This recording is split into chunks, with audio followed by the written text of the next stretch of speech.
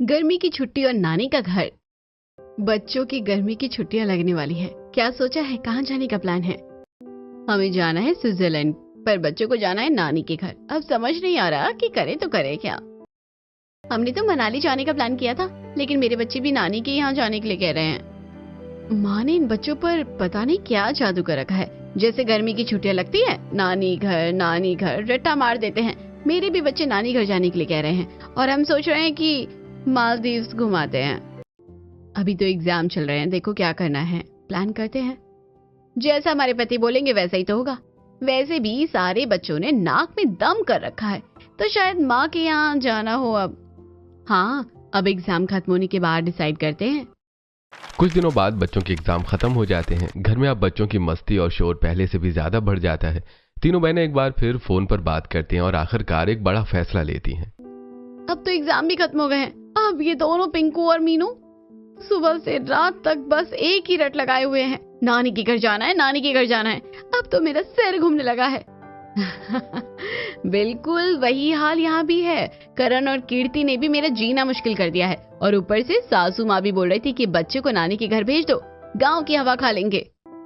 यहाँ भी वही कहानी है। रुचि तो हर दिन बैग पैक करके बैठ जाती है, और कल तो पापा का भी फोन आया था। उन्होंने साफ कह दिया है कि बच्चों को इस बार जरूर गांव भेजो। हाँ, पापा का भी फोन आया था मेरे पास। उन्होंने भी कहा है, और सासू माँ ने भी बोल दिया कि बच्चों को ले जाओ। अब तो लग रहा है कि सबने मिलकर हमें घेर लिया है। तो फिर फाइनल कर लेते हैं, इस बार कोई विदेश नहीं, कोई हिल स्टेशन नहीं, सीधा नानी का घर। ठीक है, बच्चों की खुशी के लिए सही है। वैसे भी गांव में जो मजा है वो और कहीं नहीं है। चलो ठीक है, तय रहा। हम तीनों अपनी अपनी गाड़ी से बच्चों को लेकर मम्मी के पास चलते हैं।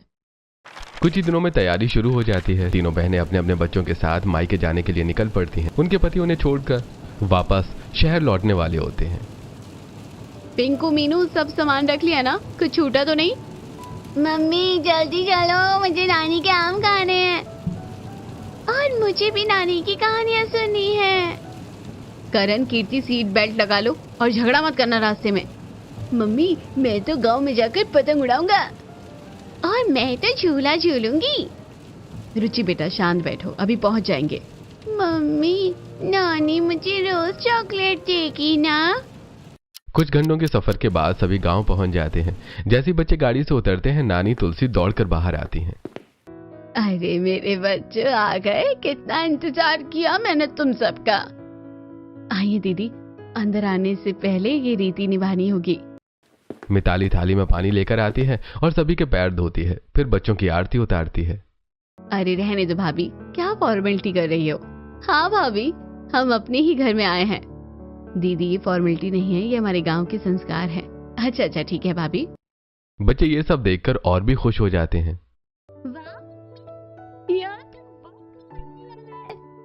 हाँ मम्मी, यहाँ तो सब हमें स्पेशल ट्रीटमेंट दे रहे हैं। इसके बाद तुलसी बच्चों को अपने पास बुलाती है और सबको चॉकलेट देती है। ये लो मेरे प्यारे बच्चों, तुम्हारे लिए चॉकलेट लाई हूँ। वाव नानी, वाव नानी, आओ नानी। मम्मी ये क्या कर रही हो? इतना चॉकलेट मत दो, इनके दांत खराब हो जाएंगे। अरे बेटा, जब तक मेरे पास है मेरे हिसाब से रहेंगे, तुम टेंशन मत लो। हाँ बस यही डर था। यहाँ आकर पता नहीं क्या होने वाला है, बच्चों की सारी आदतें खराब हो जाएंगी। इसके बाद नानी और मामी मिलकर बच्चों के पसंद का स्वादिष्ट खाना बनाती हैं। बच्चों, आज तुम्हारे लिए खास खाना बनाया है। क्या बनाया मामी?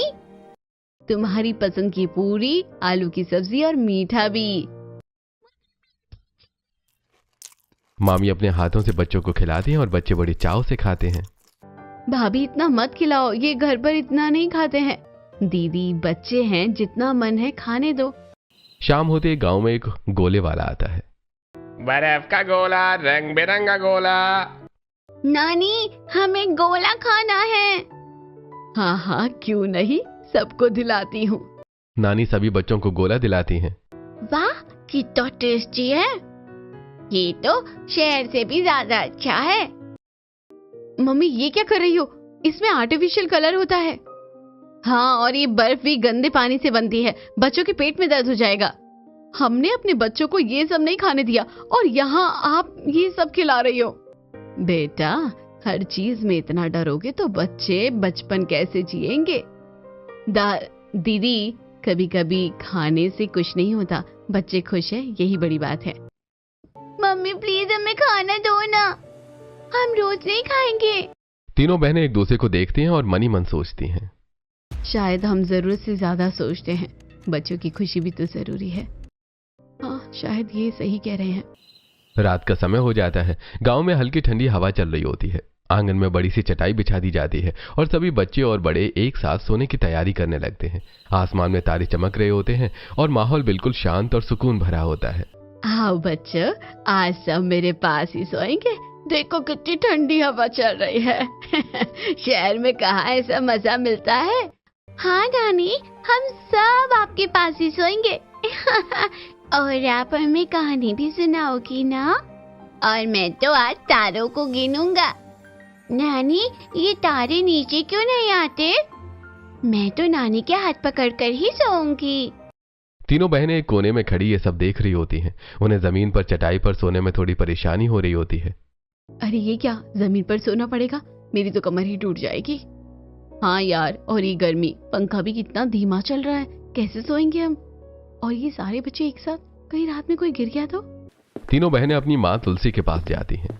मम्मी, बच्चों को हमारे कमरे में सुला लेते हैं ना, यहाँ जमीन पर कैसे सोएंगे ये? हाँ मम्मी, आदत नहीं है इन्हें, और मच्छर भी बहुत है यहाँ। तभी बच्चे बीच में बोल पड़ते हैं।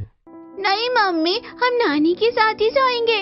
हाँ, हम अभी आपके पास नहीं सोएंगे। आज तो नानी के साथ ही मजा आएगा। हम सब साथ में सोएंगे। मैं तो नानी के पास ही सोऊंगी।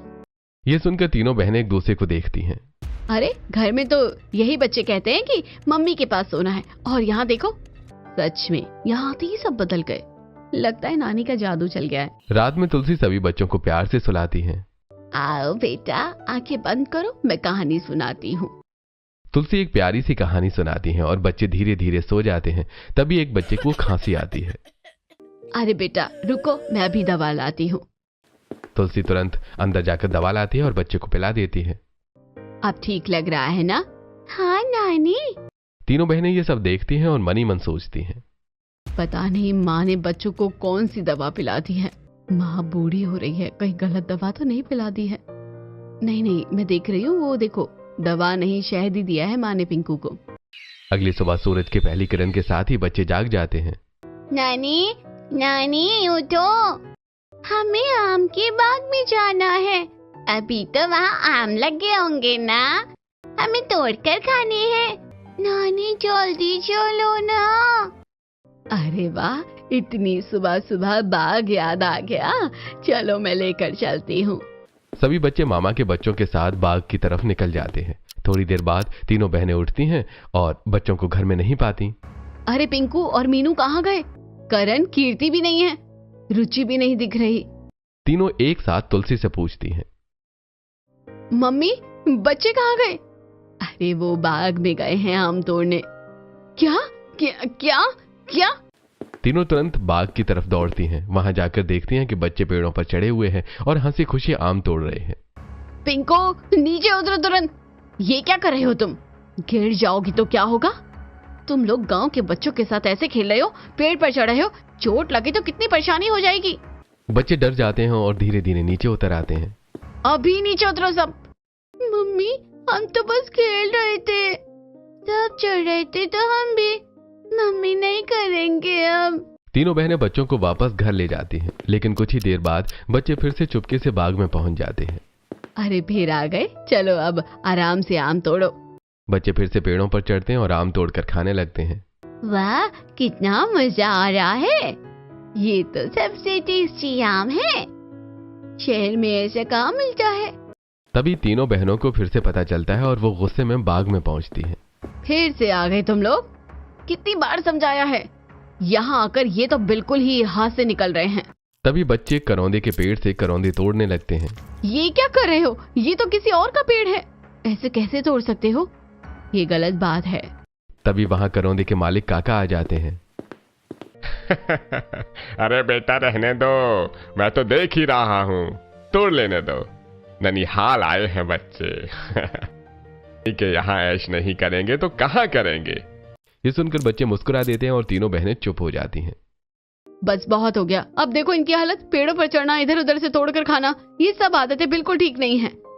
हाँ बिल्कुल, शहर में तो हमने इन्हें कितनी अच्छी से पाला है और यहाँ आते ही सब कुछ बदल गया। मुझे तो सच में डर लगने लगा है, कहीं यहाँ रहकर ये बच्चे पूरी तरह से बिगड़ ना जाए। तीनों बहनें चुपचाप बच्चों को वहीं छोड़कर घर की ओर लौट आती हैं और उनके चेहरे पर साफ नाराजगी दिख रही होती है। देखो ना, जब से आए हैं कुछ न कुछ नया ही कर रहे हैं, कोई कंट्रोल नहीं है। हाँ, और कोई हमें सुन भी तो नहीं रहा। बच्चों को समझाओ तो नानी और मामी बीच में आ जाती है। सच में मुझे तो अब यहाँ आने का मन ही नहीं करता। ये गांव के लोग, कुछ भी सिस्टम नहीं है। हमने सोचा था बच्चों को थोड़ा अच्छा लगेगा, लेकिन यहाँ तो सब उल्टा ही हो रहा है। और ये ऊपर से लोग इसे संस्कार बोलते हैं। तभी मिताली और मोहन वहां आ जाते हैं। अरे दीदी, आप लोग यहाँ बैठे बैठे क्या बातें कर रही हैं? चलिए, खाना तैयार है। हाँ दीदी, आज तो खास खाना बना है, आप सबका इंतजार हो रहा है। तीनों बहनें एक दूसरे को देखती हैं और तुरंत चुप हो जाती हैं। हाँ भैया, बस ऐसे ही। चलिए आते हैं। हाँ चलते हैं। सभी लोग आंगन में जाकर बैठते हैं। जमीन पर पत्तल बिछाई जाती है और सभी एक साथ बैठकर खाना खाने लगते हैं। अरे यार, यहाँ भी जमीन पर बैठकर खाना, वहाँ तो हम डाइनिंग टेबल पर आराम से खाते थे। मम्मी, एक डाइनिंग टेबल तो बनवा लो।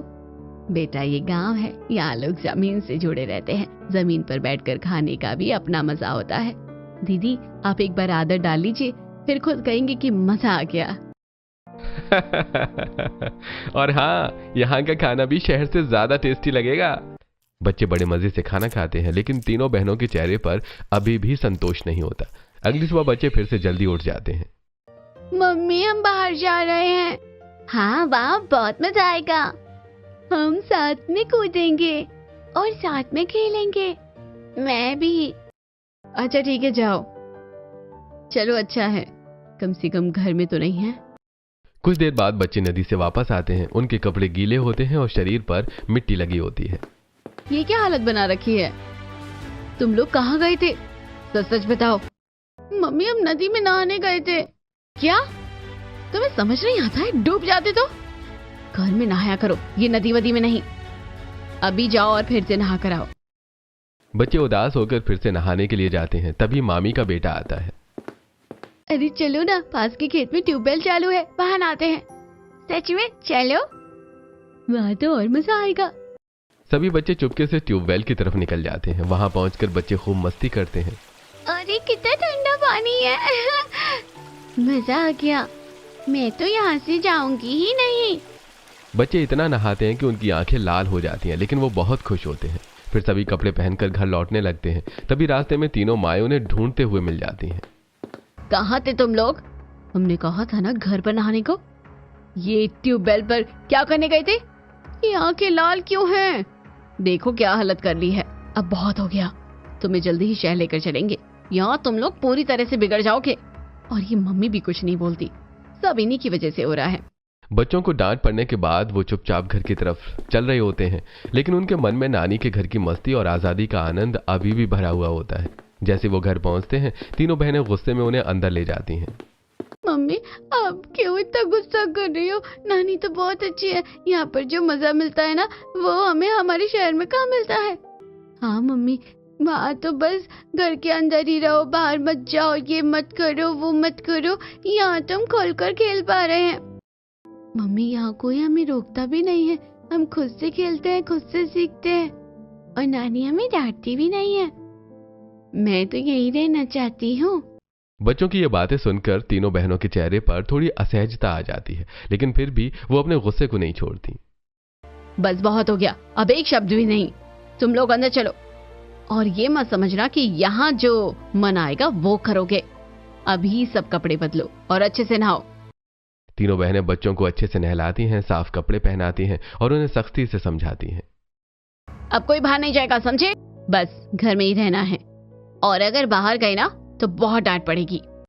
बच्चे चुपचाप सिर हिला देते हैं, लेकिन उनके मन में बाहर खेलने की इच्छा अभी भी बनी रहती है। शाम होते ही मिताली और तुलसी बच्चों को खेत की ओर ले जाती हैं। आओ बच्चों, आज तुम्हें खेत दिखाते हैं और वहाँ तुम लोग खूब खेलना। सच में? चलो चलो। बच्चे चुपके से उनके साथ निकल जाते हैं। खेतों में पहुंचकर बच्चे मस्ती करने लगते हैं। और ये देखो कितना बड़ा खेत है, यहाँ तो दौड़ने में कितना मजा आ रहा है, मुझे पकड़ के दिखा। मोहन और मिताली आग जलाते हैं और गेहूं की बालियां भूनने लगते हैं। अरे आओ बच्चों, ये लो भुनी हुई गेहूं की बाली खाओ। वाह, ये कैसे खाते हैं? ऐसे दाने निकालो और खाओ। बच्चे बड़े मजे से गेहूं खाते हैं और खुश हो जाते हैं। तभी तीनों बहनें वहां पहुंच जाती हैं। ये क्या हो रहा है? ये सब बिल्कुल हाइजीनिक नहीं है। खुले में आग, धूल मिट्टी, ये सब बच्चों के लिए ठीक नहीं है। अरे बहन, ये हाइजीनिक नहीं, ये सेहत के लिए अच्छा है। गांव में ऐसे ही बच्चे बड़े होते हैं। हमें तो ये सब ठीक नहीं लगता बिल्कुल। कुछ दिन ऐसे ही बीत जाते हैं। अब तीनों बहनों को हर चीज में परेशानी होने लगती है। ये मत करो, वहां मत जाओ, ये गंदा है, ये मत छुओ, ऐसे नहीं वैसे करो। वहीं बच्चे नानी के साथ खुलकर जीते हैं, खेलते हैं, हंसते हैं और हर पल का आनंद लेते हैं। रात का समय आता है और तुलसी बच्चों को छत पर सुलाने का फैसला करती है। आओ बच्चों, आज छत पर सोएंगे। वाह, और कहानी भी सुनाओगी? हाँ। तीनों बहनें फिर चिंता करने लगती हैं। अरे ऊपर मच्छर काटेंगे और हवा भी तेज है, बच्चों को नीचे ही सुलाओ। दीदी, मैंने पहले ही मच्छरदानी लगा दी है, आप टेंशन मत लो। बच्चे छत पर जाकर लेट जाते हैं। एक समय की बात है। बच्चे कहानी सुनते सुनते सो जाते हैं। बेटा, मेरे पास आकर सो जाओ। नहीं मम्मी, नानी के पास। करण, नानी। तीनों बहनें चुप हो जाती हैं। आधी रात को अचानक लाइट चली जाती है। अरे ये क्या, इतनी गर्मी, यहाँ तो नींद भी नहीं आ रही है। चलो ऊपर चलते हैं। तीनों छत पर जाती हैं और देखती हैं कि वहां ठंडी हवा चल रही है। अरे यहाँ तो कितना अच्छा लग रहा है, सच में कितनी ठंडी हवा है। बच्चों को देखो कितने आराम से सो रहे हैं। धीरे धीरे तीनों बहनें भी वहां छत पर आकर लेट जाती हैं और खुली हवा में सुकून से सो जाती हैं। गांव की जिंदगी अब बच्चों के लिए किसी सपने जैसी हो गई थी। हर दिन कुछ नया, कुछ मजेदार और कुछ सीखने जैसा होता था। वहीं दूसरी तरफ तीनों बहनों के लिए हर दिन एक नई परेशानी लेकर आता था। एक दिन सुबह सुबह बच्चे गांव के दूसरे बच्चों के साथ गिल्ली डंडा खेलने के लिए निकल जाते हैं। आज मैं गिल्ली सबसे दूर मारूंगा, देखना आज मैं जीतूंगा। मैं भी खेलूंगी, मैं भी खेलूंगी। बच्चे मिट्टी में दौड़ते हैं, गिरते हैं, उठते हैं और खूब मस्ती करते हैं। उनके कपड़े पूरी तरह से गंदे हो जाते हैं। थोड़ी देर बाद जब तीनों बहनें बच्चों को ढूंढते हुए मैदान में पहुंचती हैं तो उनका गुस्सा 7वें आसमान पर पहुंच जाता है। पिंकू, ये क्या हालत बना रखी है? करण, ये कपड़े अपने देखो। आज के बाद अगर मैदान में दिखे ना तो बहुत मार पड़ेगी तुम्हें। तीनों बहनें डंडा लेकर बच्चों के पीछे दौड़ने लगती हैं। मम्मी माफ कर दो, हम नहीं खेलेंगे, हमें नहीं मारो। तभी मिताली बीच में आती है। अरे दीदी, आप क्यों इतना परेशान हो रही हैं? बच्चे हैं, खेलने दो। खेलने दो मतलब? ये देखो हालत। शहर में तो हमने कभी ऐसा नहीं होने दिया, यहाँ आकर सब बिगड़ गए हैं। दीदी, बचपन ऐसे ही होता है, थोड़ा गंदा, थोड़ा शोर, लेकिन बहुत प्यारा। बच्चे भागकर नानी के पास जाते हैं और शिकायत करते हैं। नानी देखो ना, मम्मी खेलने ही नहीं देती, यहाँ ही तो खेलने को मिलता है। शहर में तो बस पढ़ाई पढ़ाई, मैं तो यहाँ ही रहना चाहती हूँ। अरे बेटा, बच्चों को खेलने देना चाहिए, क्यों परेशान होती हो तुम लोग? धीरे धीरे दिन बीतते हैं। बच्चे रोज बाग में जाते हैं, आम तोड़ते हैं, खाते हैं, मस्ती करते हैं। देखना कहीं गिर ना जाए, ये पेड़ बहुत ऊंचे हैं, मैं तो हर बार डर जाती हूँ। लेकिन बच्चों की खुशी के सामने उनकी चिंता छोटी पड़ जाती है। कुछ दिनों बाद बच्चे एक नई जिद करते हैं। नानी, हमारे लिए आम का अचार बना दो ना, और करौंदे का भी। हम शहर लेकर जाएंगे, आपके हाथ का अचार बहुत टेस्टी होता है। जरूर बनाऊंगी बेटा। तुलसी और मिताली मिलकर आम और करौंदे का अचार बनाती हैं। और मैं पापड़ भी बना दूंगी। मिताली पापड़ बेल कर धूप में सुखाती है ताकि अपनी नंदों को दे सके। गर्मी की छुट्टियां खत्म होने के करीब आ जाती हैं। अचार और पापड़ सब तैयार होकर पैक कर दिए जाते हैं। एक दिन तीनों बहनें आपस में बात कर रही होती हैं। पता नहीं हमारे बच्चों को यहाँ क्या मिलता है। हाँ, और ये घर भी देखो कितना पुराना हो गया है। मम्मी रेनोवेट भी नहीं करवा सकती, इतना पैसा क्या सर पर लेकर जाएंगी?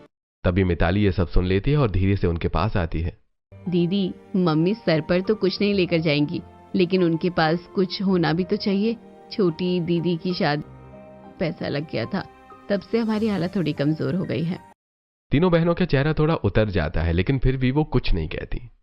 अरे रहने दो। हाँ। बच्चों की हरकतें अब भी उन्हें पसंद नहीं आ रही होती हैं। एक दिन तुलसी अपना पुराना बक्सा निकालती है और बच्चों को दिखाती है।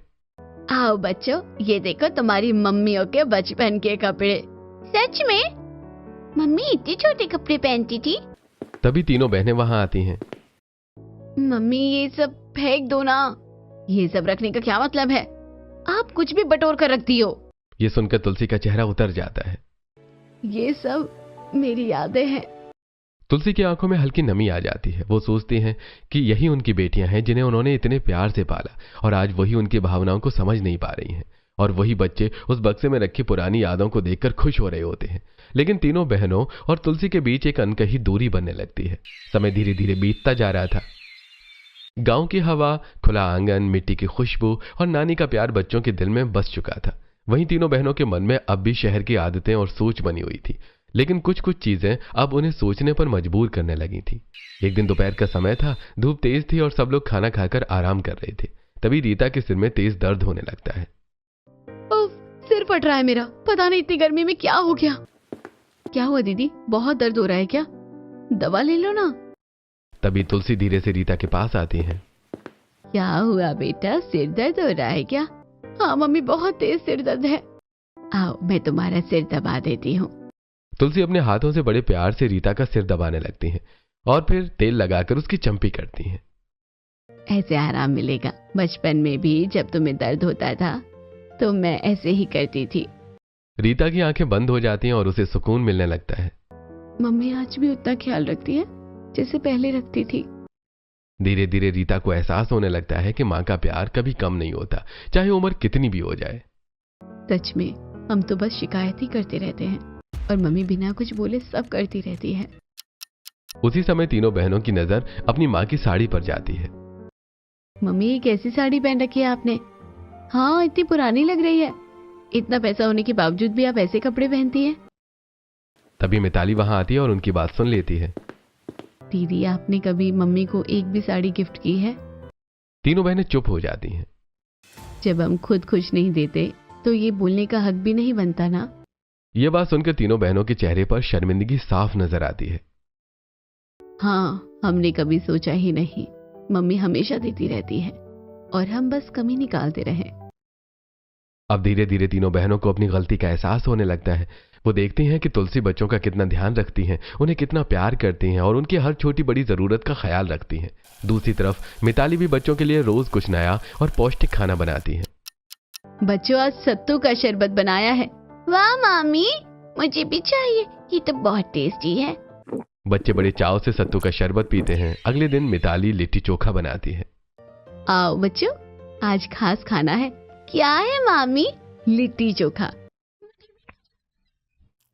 बच्चे बड़े मजे से खाते हैं और खुश हो जाते हैं। वहीं तीनों बहनें फिर मुंह बनाती हैं।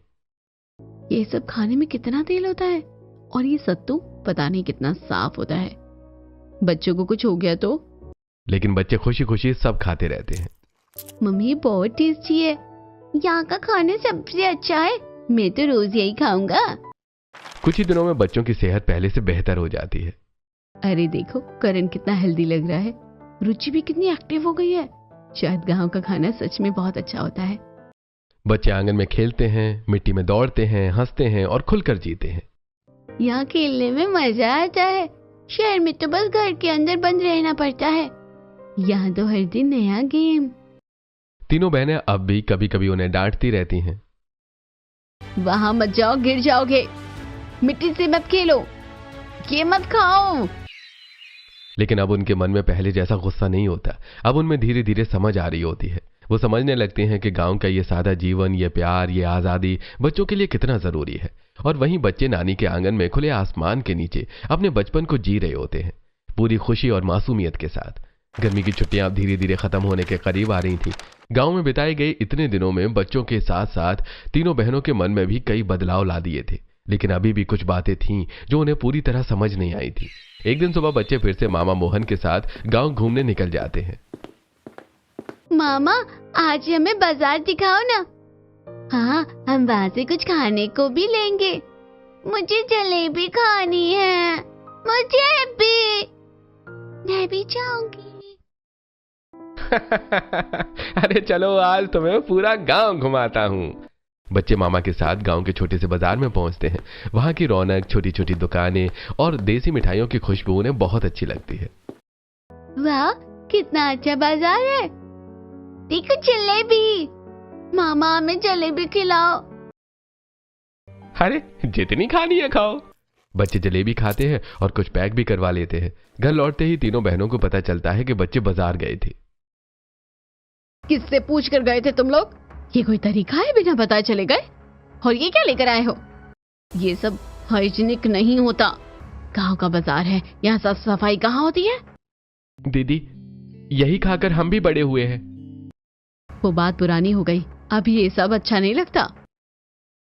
अब साफ साफ दिखने लगा था कि तीनों बहनें शहर में रहकर कितनी बदल गई हैं। उनकी सोच, उनका नजरिया और उनका रहन सहन सब कुछ गांव से अलग हो चुका था। लेकिन दूसरी तरफ तुलसी का प्यार अपनी बेटियों और नाती पोतों के लिए दिन ब दिन बढ़ता ही जा रहा था।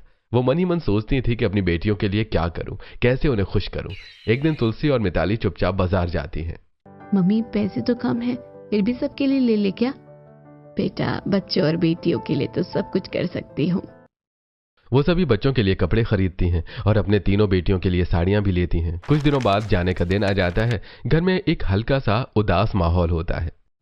नानी, हमें नहीं जाना, हमें यहीं रहना है, यहाँ बहुत मजा आता है। अरे बेटा, फिर आना, ये घर हमेशा तुम्हारा ही है। तुलसी एक बड़ा सा झूला यानी टोकरा भरकर आम लाती है। ये लो सबके लिए आम, और ये आम का अचार, करौंदे का अचार और पापड़। फिर तुलसी बच्चों को कपड़े देती हैं और हर एक को एक एक चांदी का सिक्का देती हैं। नानी, ये सब हमारे लिए? वाह। तीनों बहनें ये सब देखकर हैरान रह जाती हैं। मम्मी, ये सब कहाँ से आया? आपने इतना सब कैसे ले लिया? हम तो अपने यहाँ इतना भी नहीं देते। बेटा, तुम ही तो कहती थी ना कि मैं ये सब क्या सर पर बांध कर ले जाऊंगी? ये सब तुम लोगों के लिए ही है, मैं क्या करूंगी इन सब चीजों का? ये सुनकर तीनों बहनों की आंखें भर आती हैं।